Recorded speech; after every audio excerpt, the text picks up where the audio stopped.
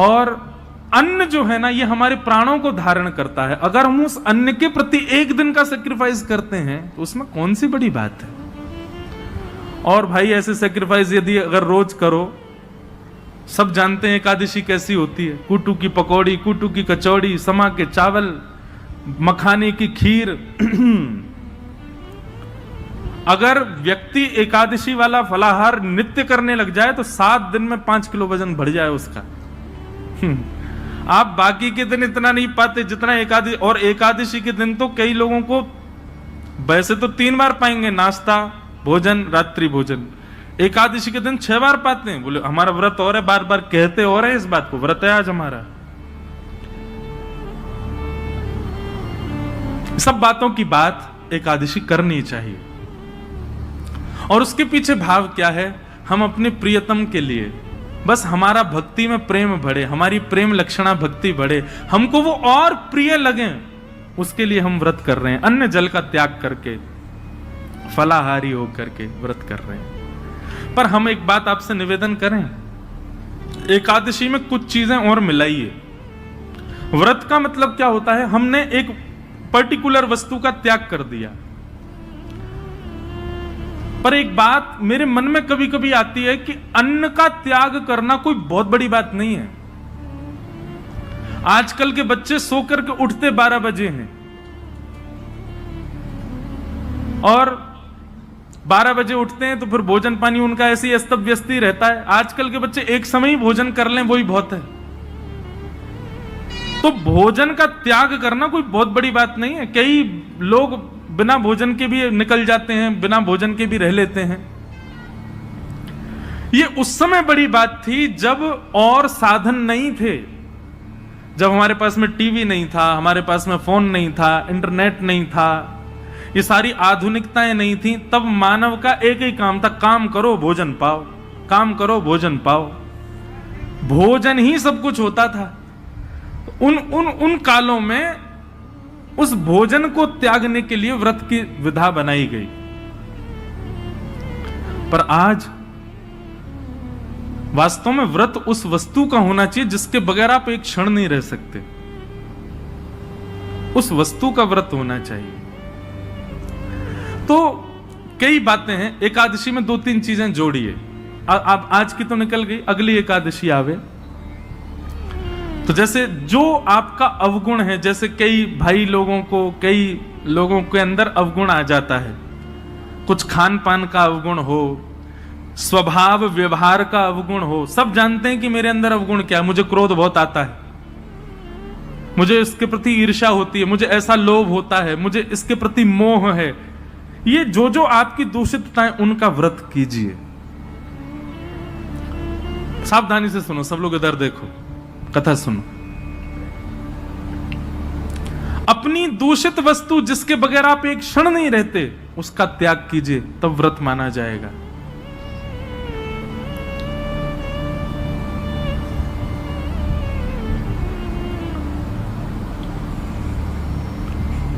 निकालिए, लिस्ट बनाइए, ऐसे कौन कौन सी वस्तुएं हैं जिनके बगैर आप एक क्षण नहीं रह पाते। संसारी वस्तु, उसका व्रत कीजिए, एक दिन व्रत कीजिए। अगली एकादशी पर नियम बनाओ। सबसे ज्यादा तो फोन ही है भैया, उसके बिना ही नहीं रह पाते हम। अगली एकादशी प्रयास करके देखो। हम अपने ऊपर इसलिए लागू नहीं कर सकते, हम तो सफर में रहते हैं, इधर उधर आना जाना लगा रहता है, तो कुछ ना कुछ काम रहते हैं, तो इसलिए हम वो तो नहीं करते। फिर एकादशियों पर इंद्रियों की एकादशी करो, जैसे नेत्रों की एकादशी। नेत्रों की एकादशी मतलब आज नेत्रों से केवल और केवल ठाकुर जी और ठाकुर जी के भक्तों का दर्शन करेंगे। ठाकुर जी का दर्शन और ठाकुर जी के भक्तों का दर्शन। तो एकादशी के दिन बस लगे हैं, अब नहीं जा सकते वृंदावन तो फोन पे ही दर्शन करो। राधा वल्लभ जी, राधा रमण जी, श्री वृंदावन बिहारी लाल जी, गोविंद देव जी, गोपीनाथ जी, द्वारिकाधीश जी, बद्रीनाथ जी, सुबह से लगे दर्शन करने में। और वैष्णवों का दर्शन करो, चुन करके निकाल के अपनी बाइक गाड़ी जाओ, संतों के यहां जाओ, वैष्णवों के यहां जाओ, जाकर के उनको प्रणाम करो। एकादशी ऐसे व्यतीत करो। नेत्रों की एकादशी, कानों की एकादशी। क्या आज इन कानों से केवल भगवत चर्चा सुनेंगे, सूर्योदय से लेकर के सूर्यास्त तक और कुछ करना ही नहीं है, कीर्तन और भजन, केवल भगवत चर्चा ही श्रवण करनी है। कानों की एकादशी, मुख की एकादशी दो प्रकार से हो सकती है, या तो मौन रहो या फिर केवल और केवल भगवान नाम ही कहो, और कुछ बोलना ही नहीं है, केवल भगवान नाम। मुख की एकादशी, हाथों की एकादशी कैसे निकालो, सवेरे निकल जाओ 6 बजे महाराज, मंदिर जो हैं आपके क्षेत्र में सबकी सफाई करना, सब जगह जाकर के स्वच्छता करना, सबके ठाकुरों की सेवा करना, हाथों से सेवा। पैरों की एकादशी, प्रदक्षिणा करो, परिक्रमा, गैया की परिक्रमा, माता पिता की परिक्रमा, मंदिरों की परिक्रमा। ऐसे भैया अपने तन से एकादशी करो, केवल अन्न छोड़ने मात्र से काम। ये आगे की विधा है, पहले अन्न से ही शुरू कर लो, पर शुरू करो। ये 3 निष्ठाओं का यदि आपने पालन कर लिया तो दावे से कह रहे हैं अंतिम श्वास से पूर्व ही ठाकुर जी का निश्चित दर्शन होगा, निश्चित ठाकुर जी अनुग्रह करेंगे। और भाई प्रयत्न तो करने पड़ेंगे, बिना प्रयत्न के ठाकुर जी तो नहीं मिल रहे। हम इतने बड़े भक्त तो है नहीं कि ठाकुर जी बेचारे हो कहे कछु ना करे आज में ले आओ याते, कछु तो करो, ऐसा तो कछु जीवन में लाओ जैसे लाल जी आप सो प्रसन्न हो, आवे आपके समीप। और एक बात मैं आपसे कहूं, पाव भाजी खा लो बाहर किसी ढकेल पर, 20 रुपए का मिल जाएगा, वही पाव भाजी 5 स्टार होटल में खाओ 500 रुपए का। क्यों? प्रस्तुतिकरण में भेद है। ऑफरिंग, वो ऑफर करने का नतीजा है कि वहां महंगा है यहां सस्ता है। ठीक वैसी भक्ति भी है। एक लोटा जल लिए, उसी में तुलसी डाल दी, उसी में चावल डाल दी, उसी में रोली डाल दी, उसी में चीनी डाल दी, उसी में सब डाल दी, जा गए शंकर जी पर चढ़ा के और नियम करके त्रिपुंड लगा के बेलपत्र चढ़ा के सिर पे लेके आ गए। एक तो ये ऑफरिंग है और एक दूसरी ऑफरिंग है, सारी सामग्री बढ़िया सुंदर सजा करके लेकर के गए, एक एक करके एक एक सामग्री शंकर जी पर चढ़ा रहे हैं, सुंदर कोमल हाथों से शंकर जी के सुंदर अभिषेक कर रहे हैं, और उसके बाद में सुंदर इत्र लगा करके त्रिपुंड लगा करके प्रणाम करके खूब देर रज रज के भाव से करके आ रहे हैं। दोनों में अंतर है कि नहीं? भक्ति में प्रस्तुतिकरण देखिए, आप कैसे प्रस्तुत कर रहे हो। केवल करना है ये नहीं, इससे बढ़िया तुम मत ही करो। केवल एकादशी करनी है, हमको अन्न नहीं खाना, लेकिन पूरे नाक में दम कर दिया घर के में, जे बनाओ, भूख लगी है केला लाओ, ये बनाओ ये करो। ऐसी क्या फायदा? एकादशी एकादशी जैसी दिखनी चाहिए, उसका प्रस्तुतिकरण ऐसा रखो। ये जो भाव हम आपको बता रहे हैं, हम तो 10% बताएंगे, बाकी आपको विचार करने पड़ेंगे। अब अगली एकादशी होगी, उसमें क्या करना चाहिए जिससे ठाकुर जी प्रसन्न हो।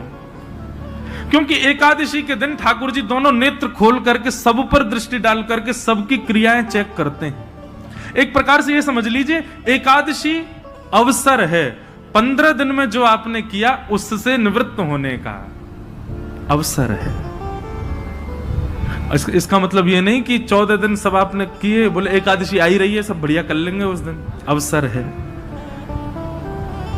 अवसर मिला, अब अगले दिन से प्रयास करें कि अब दूषित नहीं करना है।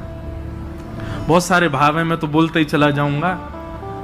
हमारे गुरुदेव एक बात कहते हैं कि भाव थोड़े कह करके और फिर आगे बढ़ो। मैंने कहा क्यों गुरुजी, पूरा प्रस्तुतिकरण ही कर? बोले नहीं, कुछ गृह कार्य रहने दो ना, उनको भी सोचने दो, श्रोताओं को भी। तो अब आगे की चीज आप विचार करो। ये 3 निष्ठाएं हैं, इन तीनों निष्ठाओं में एक चीज का ध्यान रखना है, प्रस्तुतिकरण। नाम जप कितना कर रहे हैं ये जरूरी नहीं है, पर जितना कर रहे हैं कैसे कर रहे हैं ये आवश्यक है। तुलसी निष्ठा केवल गले में पहन करके डोल रहे हैं ये नहीं, तुलसी जी को धारण करके आप कितना मान सम्मान का ध्यान रख रहे हैं, कितने आचार विचार की शुद्धता कर रहे हैं ये आवश्यक है। एकादशी कर रहे हैं, पर एकादशी के दिन आपका व्यवहार, आपका स्वभाव, आपकी क्रियाएं कैसी हैं उसका ध्यान रखें। तो आज एकादशी है और आज हमारे वृंदावन के मुकुटमणि ठाकुर जी श्री राधा वल्लभ लाल जी को जिन्होंने प्रकट किया, ऐसे श्री हेतरवंश महाप्रभु, उनका प्रादुर्भाव हुआ, उनका प्राकट्य आज के दिन हुआ। बंधुओं, श्री महाप्रभु जी जो हैं ये वंशी के अवतार हैं। ठाकुर जी की वंशी। वृंदावन में 3 हरित्रयी हैं, 3 हरि हुए। कौन कौन?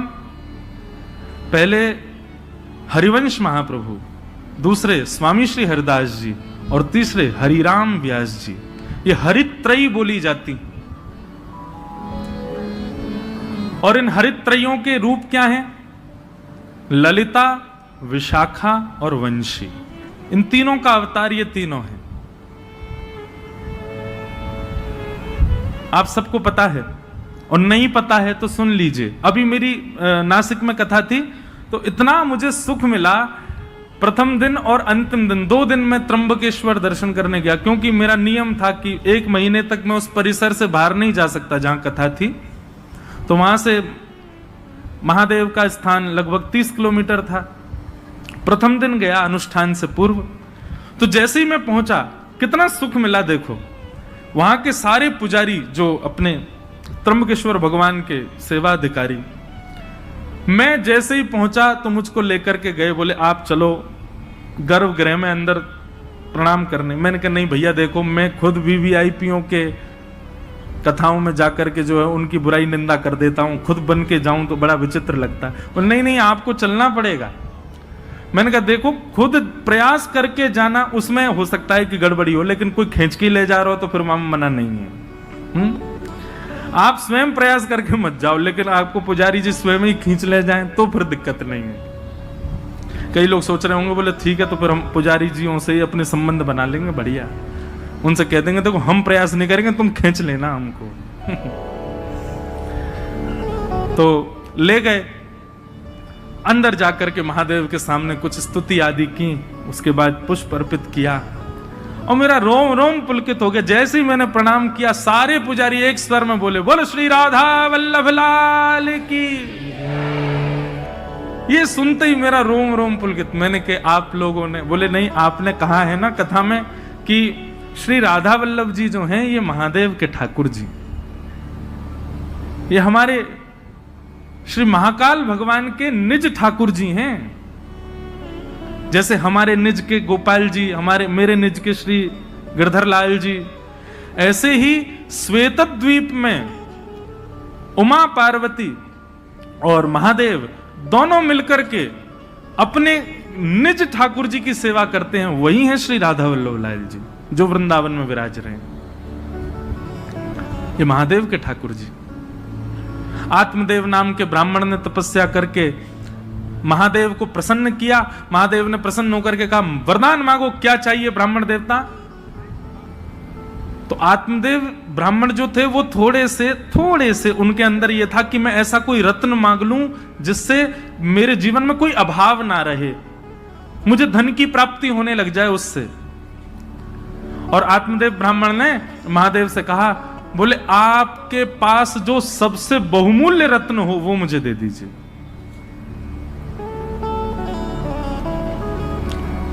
महादेव ने जैसे ही सुना नेत्र सजल हो गए। बोले तुम सब दुनिया मांग लो हमसे, लेकिन ऐसा मत कहो कि अपना बहुमूल्य रत्न दे दो, क्योंकि महादेव के बहुमूल्य रत्न तो श्री राधा वल्लभ जी हैं। महादेव ने जैसे मना किया, बोले रत्न मत मांगो, बाकी चाहे दुनिया की कोई वस्तु मांग लो। तो आत्मदेव ब्राह्मण को लगा रत्न बड़ा महंगा है, तभी देने से मना कर रहे हैं। चरणों में गिर गया, बोले चाहिए तो वही रत्न चाहिए जिसके लिए आप मना कर रहे हो, नहीं तो कुछ नहीं चाहिए। तब महादेव भाव नेत्रों से अश्रुपात हो रहे हैं, श्वेत द्वीप गए और जाकर के अपने त्रिभंग लली श्री राधा वल्लभ लाल जी को कंठ से लगाया और एक वस्त्र में ठाकुर जी को पधरा करके आए और आकर के उस आत्मदेव ब्राह्मण को प्रदान कर दिए। महादेव अंतर ध्यान हो गए। उसने तो उत्सुकता से जैसे ही वस्त्र हटा के देखा तो श्री राधा वल्लभ लाल जी खड़े थे। बट दुखी हो गया बेचारा। बोले मैंने तो रत्न मांगा था जी, ऊपर से सेवा और दे गए मुझको, तो वैसे ही खर्चा पूरा नहीं हो रहा घर का, अब इनको भी पधराना पड़ेगा सब कुछ। उनकी सेवा होने लगी। महादेव को बड़ी चिंता, मेरे ठाकुर जी की सेवा में सुख होना चाहिए।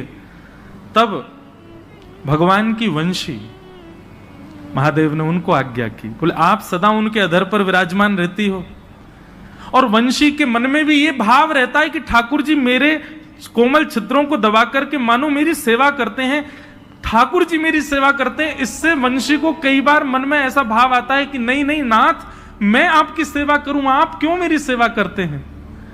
तो वंशी बड़ी कभी कभी व्याकुल रहती है कि मैं ठाकुर जी की सेवा करना चाहती हूं, पर ठाकुर जी देखो होठों की तकिया पे सुला करके अपनी कोमल उंगलियों से मेरे चरण दबाते हैं। मुझे कभी कभी बड़ा श्रम होता है इस भाव से। तो वंशी जी की इस चिंता को आज महादेव ने पूर्ण किया। बोले कि आप चिंता मत करो, आप चाहती हैं ना कि आप ठाकुर जी की सेवा करें, जाइए आप ही आचार्य चरण श्री हित हरिवंश महाप्रभु के रूप में पृथ्वी पर अवतरित होइए और जाकर के आत्मदेव ब्राह्मण के यहां से ठाकुर जी को ले जाकर के वृंदावन में विराजमान कर। तब भगवान की वंशी ही श्री हरिवंश महाप्रभु के रूप में पधारे और आकर के उन्होंने ठाकुर जी की सेवा। महाप्रभु जी का चरित्र बहुत सुंदर है, संपूर्ण तो नहीं पर कुछ कुछ भाव में आज भक्तमाल जी में पढ़ रहा था। अच्छा, हमारी जीवन की सबसे पहली भक्तमाल कथा है इसी वर्ष 19 से 26 अगस्त हम भागवत कथा करते हैं। और अभी साल में एक राम कथा का भी नियम हो गया है, एक एक ज्योतिर्लिंग में। पिछली बार सोमनाथ में थी, इस बार रामेश्वरम में है 24 दिसंबर से राम कथा। लेकिन हमारे वृंदावन के संत जनों की आज्ञा हुई कि लाला एक बार अब भक्तमाल जी में भी प्रवेश करो। मैंने कहा महाराज जी मैं भक्तमाल जी तो कहता ही हूं कथा में। बोले नहीं, स्वच्छंद भक्तमाल जी की कथा करो। तो जन्माष्टमी के अवसर पर 19 अगस्त से 26 अगस्त तक जयपुर में, क्योंकि भक्तमाल जी वहीं लिखी गई हैं, जयपुर में ही गलता जी हैं जहां पर भक्तमाल जी की रचना श्री नाभा गोस्वामी जी ने की, तो वहीं पर प्रथम भक्तमाल का। तो आज मैं भक्तमाल जी पढ़ रहा था, इतना सुंदर भाव, बहुत ध्यान से सुनिएगा। नाभा जी के गुरु जी की आज्ञा हुई कि हे नाभा जी आप एक काम कीजिए। बोले क्या? आपकी भक्ति इतनी तीक्ष्ण है, आपकी भक्ति इतनी प्रबल हो चुकी है, अब आप एक काम करो, बड़े बड़े रसिक जनों ने तो ठाकुर जी का यश गाया, पर आप ठाकुर जी के भक्तों का यश गाओ। तो नाभा जी ने भक्तमाल जी का मन बनाया कि अब मैं भक्तों की माला बनाऊंगा, भक्तों के चल। एक बात सदैव याद रखना, ठाकुर जी का यश गाना ज्यादा कठिन नहीं है, ठाकुर जी के भक्तों का यश गाना बहुत कठिन है। ठाकुर जी के भक्तों का यश कहना बड़ा कठिन काम है, उसको समझना। ठाकुर जी की कृपा आप समझ जाओगे, पर भक्तों की लीला आप नहीं समझ पाओगे। तो श्री नाभा जी ने मन में विचार किया कि यश गाऊं ठाकुर जी के भक्तों का, तो श्रोता किसको बनाऊं। तो श्री नाभा गोस्वामी जी ने मन में विचार किया कि भगवान का यश भक्त सुनते हैं, तो भक्तों का यश ठाकुर जी सुनेंगे। और 24 अवतारों का सबसे पहला स्मरण किया नाभा जी ने। 24 अवतार बैठाए अपने सामने, ठाकुर जी के 24 अवतारों का आवाहन करके और उनको ही श्रोता बना करके नाभा जी ने कहनी प्रारंभ की। उसमें सारे भक्तों के चरित्र आए, सुग्रीव जी से लेकर के हनुमान जी महाराज तक, और महाराज गरुण जी से लेकर के और श्री रामानुजाचार्य जी तक, सारे भक्त चिंतन करते जाते, जो जो भक्त अपने। अच्छा, एक और बात है, भक्तमाल में किन किन भक्तों के चरित्र हैं, तो श्री नाभा जी कहते हैं ठाकुर जी तो सबको प्रिय हैं, पर भक्तमाल में उन भक्तों के चरित्र हैं जो ठाकुर जी को प्रिय हैं। क्योंकि भाई 24 अवतार सामने बैठे हैं, तो 24 अवतार उन्हीं को सुनना चाहेंगे जो उनके प्रिय हों। उन भक्तों के चरित्र आए, लेकिन सारे भक्त आ गए भक्तमाल जी में, हमारे वृंदावन के रसिक जन नहीं आए। क्योंकि नाभा जी तो स्मरण करते थे ना, जो भक्त का चिंतन आता उसी का छप्पे छंद लिख देते, सबका यश गाया, लेकिन वृंदावन के रसिक संत जन चित्त में नहीं आए। तो श्री नाभा जी चिंतित हो गए, बोले कि भैया सारे भक्तों का चिंतन चित्त में हो रहा है, लेकिन ब्रजमंडल के वृंदावन के वैष्णव भक्तों का, संतों का चिंतन मुझको क्यों नहीं हो रहा। तब उन्होंने अपने गुरुदेव से जाकर के अपना ये भाव प्रकट किया, बोले सारे भक्त मेरे चित्त में आ रहे हैं, पर वृंदावन के भक्तों का स्मरण नहीं हो रहा मुझको।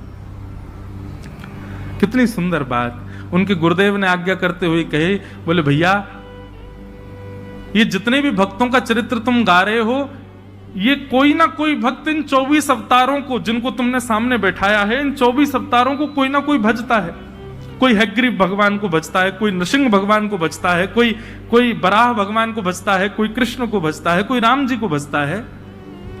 पर वृंदावन के तो सब श्री किशोरी जी को भजते हैं, और जब तक किशोरी जी नहीं आएंगी तब तक ब्रज के रसिक नहीं आ सकते। जय हो। ये भाव जैसे पढ़ा ना, नेत्र सजल हो गए कि जब तक किशोरी जी का स्मरण नहीं करोगे नाभाजी, तब तक ब्रजमंडल के संत तुम्हारे चित्त में नहीं आ सकते, रसिक जन नहीं आ पाएंगे। तब श्री वृंदावनेश्वरी किशोरी जी हमारी श्री राधा रानी का स्मरण किया।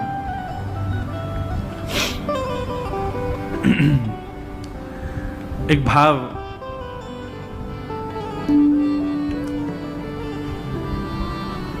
श्री किशोरी जी के लिए व्यासपीठ से प्रकट किया, आओ उसी को कह करके चले आगे। वृंदावन में जाओ तो भैया किशोरी जी से इच्छा, मैं एक बात कहा करता हूं कथाओं में कि आपका मन वृंदावन जाने का हो रहा है तो समझो ठाकुर जी आपको याद कर रहे हैं। आप भोपाल स्टेशन से ट्रेन में बैठ गए तो समझ जाना ठाकुर जी आपको याद कर रहे हैं। शताब्दी में जाओ, चाहे कौन सी भी ट्रेन में जाओ, यहां से निकल करके महाराज झांसी पहुंच गए तो समझ जाना ठाकुर जी याद, और जितना जितना वृंदावन के समीप पहुंचो समझना ठाकुर जी उतना ज्यादा याद कर रहे हैं। झांसी से फिर ग्वालियर पहुंच जाओ, मुरैना और सब पार करते हुए आगरा पहुंच जाओ, समझ जाना ठाकुर जी याद कर रहे हैं। जैसे मथुरा पहुंचो और मथुरा में जाकर के रिक्शा में बैठ करके जैसे ही वृंदावन जाने लग जाओ तो भी समझना ठाकुर जी याद कर रहे हैं। लेकिन वृंदावन की सीमा में प्रवेश करते ही अपने मन को सांत्वना देते कहना ठाकुर जी नहीं, श्री जी याद कर रही थी। क्योंकि भैया हमारे ठाकुर जी याद करेंगे ना तो हो सकता है ग्वालियर में ही इंजन खराब हो जाए। ठाकुर जी याद करेंगे तो हो सकता है मथुरा से दूसरी ट्रेन से ना पड़ जाए। ठाकुर जी याद करेंगे तो हो सकता है रिक्शा रास्ता में ही पंचर रह जाए। पर निर्विघ्न रूप से वृंदावन पहुंच गए तो यही समझियो श्री जी ने याद किया है, तभी हम पहुंच पाए हैं, नहीं तो ये श्री जी के कृपा के बगैर संभव नहीं। तो एक भाव मैंने हमारे लाल जी ने प्रकट करवाया कि वृंदावन में क्या क्या भावना होनी चाहिए चित्त में। सब लोग मेरे साथ गाओ, श्री जी को स्मरण करो तभी आचार्य चरण आएंगे। आज तीसरा दिन है कथा का, अब श्री जी आएंगी तो ब्रज के भाव अपने आप आएंगे। राधिका रानी जी, वृषभानु दुलारी जी, राधिका रानी जी, वृषभानु दुलारी जी, राधिका रानी। जो एक बात सुन लो, जो ताली बजा के नहीं गाएगा उसको अपने बगल वाले की सौगंध है, और जो ताली बजा के नहीं गाएगा उसको ये लगे बगल वाला मेरा शत्रु, मैं तो बिल्कुल नहीं बजाऊं, अगले जन्म में तुम्हारा ब्याह नहीं होगा। देखो खूब प्रेम से भाव से हमारी श्री जी को याद करो तो भैया निमग्न हो जाओ। भले ही नेत्र मत खोलो, नेत्र बंद करके वृंदावन का स्मरण करते हुए गाओ। ओ राधिका रानी जी, वृषभानु दुलारी जी, राधिका रानी जी, वृषभानु दुलारी जी।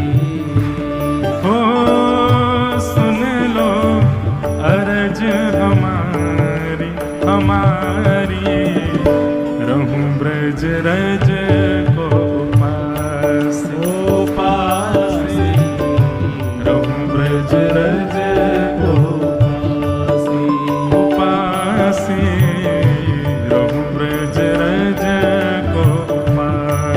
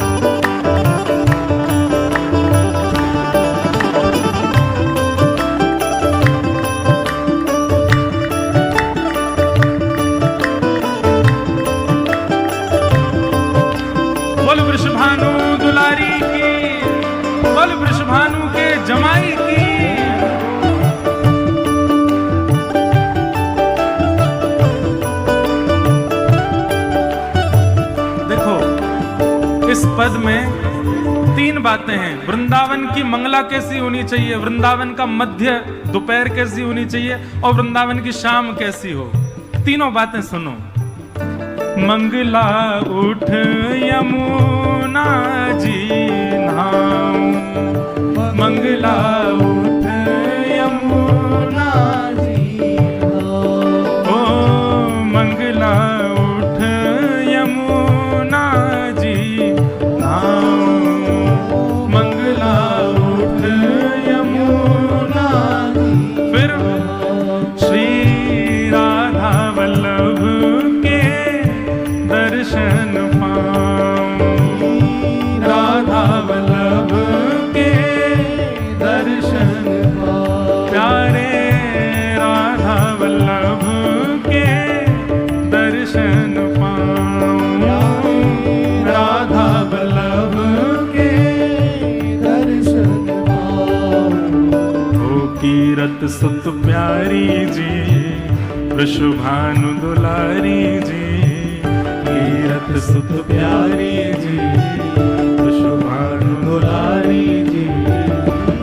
ओ सुन लो अरज हमारी हमारी, रहूं ब्रज रज को पासी, रहूं ब्रज रज को पासी, रहूं ब्रज रज को पासी, भाव भाव से जय हो। राधिका रानी जी, वृषभानु दुलारी जी, राधिका रानी जी, वृषभानु दुलारी जी। ओ सुन लो अरज हमारी हमारी, रहूं ब्रज रज को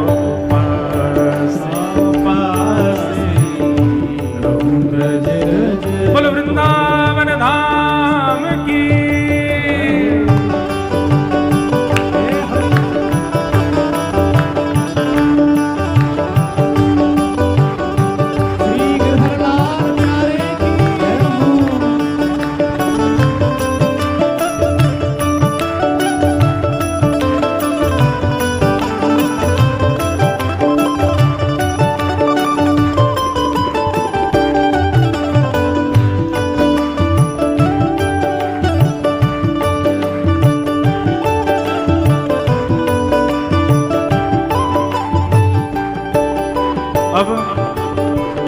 मंगला में क्या करना, यमुना जी नहाओ, राधा वल्लभ जी के दर्शन करो। अब आया राजभोग का समय, दोपहर के समय क्या करो, ब्रजवासिन के मधुकरी पाऊं, ब्रजवासिन के मधुकरी पाऊं। वृंदावन में कहीं बाहर भोजन नहीं करना है, जाओ किसी ब्रजवासी, अनजान ब्रजवासी, द्वार खटखटाओ, बैल बजाओ, वो निकल के आए तो उससे कहो आपके घर में जो कुछ बचा हो प्रसादी हमारे हाथ में दे, उसको पाओ।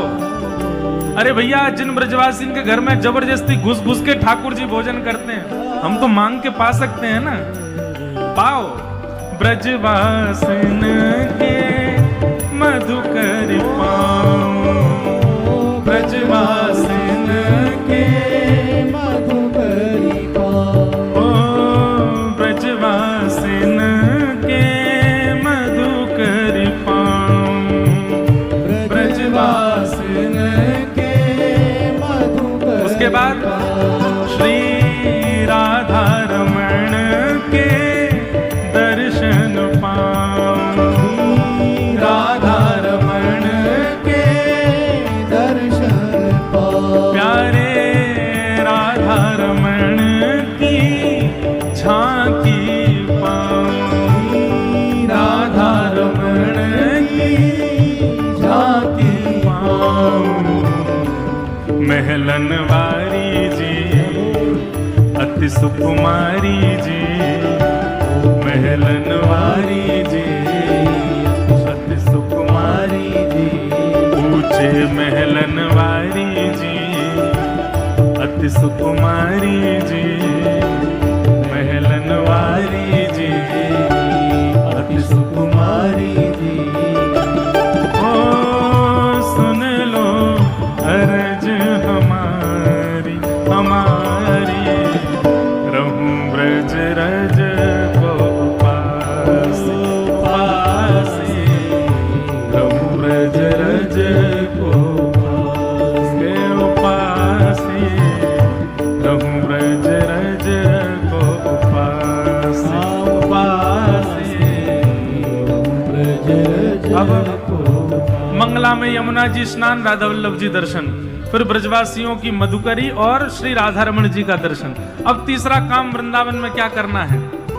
रसिक जनन की सेवा पाऊं, रसिक जनन की सेवा ओ रसिक जनन की सेवा पाऊं, रसिक जनन की सेवा।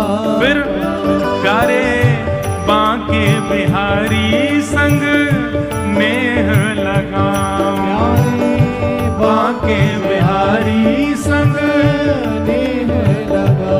प्यारे कुंज बिहारी संग नेह लगाऊं, प्यारे कुंज बिहारी संग नेह लगा। कृष्ण मनोहारिणी जी, अति सुकुमारी जी, कृष्ण मनोहारिणी जी, अति सुकुमारी जी। ओ सुन लो अरज हमारी हमारी, रहूं ब्रज रज को पास पासे, रहूं ब्रज रज को पासे उपासे, रहूं ब्रज रज को उपास उपासे। ब्रज रज को भाव से राधिका रानी जी, विश्वभानु दुलारी जी, राधिका रानी जी, विश्वभानु दुलारी जी। ओ सुन लो अर्ज हमारी, रहूं ब्रज रज को उपास उपासे, ब्रज रज को के उपासे, रहूं ब्रज रज को उपासे। पासे। ब्रज रज को अब मेरी भावना ऐसी कि मंगला हो गई राधा वल्लभ जी के दर्शन से, फिर ब्रजवासी इनकी मधुकरी पालई राधा रमण जी के दर्शन करके, और फिर साय संत जनन की सेवा करके बिहारी जी सो नेह लगा लियो। अब अंतिम इच्छा हमारे गिरधर लाल जी की छाप से कीर्तन लिखा गया है। अंतिम इच्छा क्या है?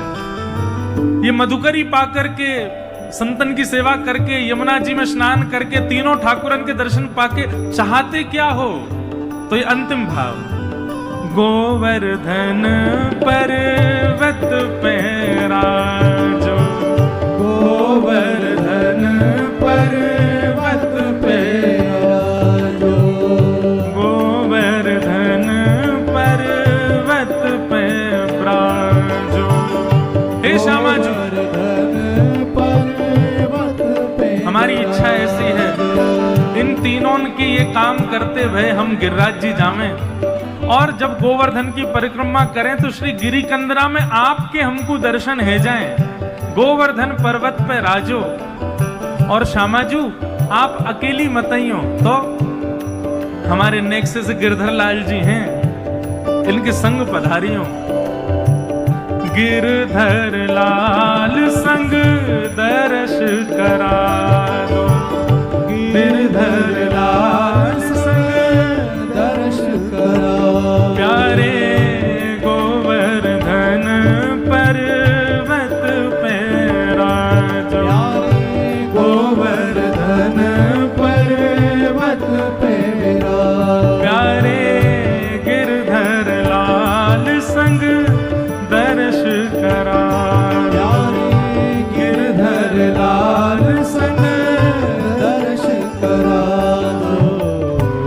कृपा अभिलाषी जी अरज हमारी जी, कृपा अभिलाषी जी अर्ज हमारी जी।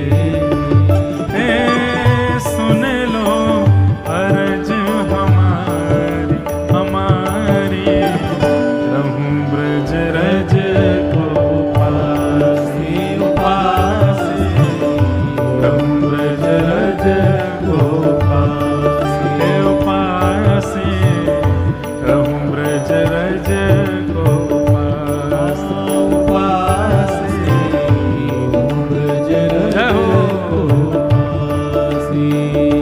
राधिका रानी जी वृषभानु दुलारी जी, राधिका रानी जी वृषभानु दुलारी जी। हाँ सुन लो अरज हमारी हमारी।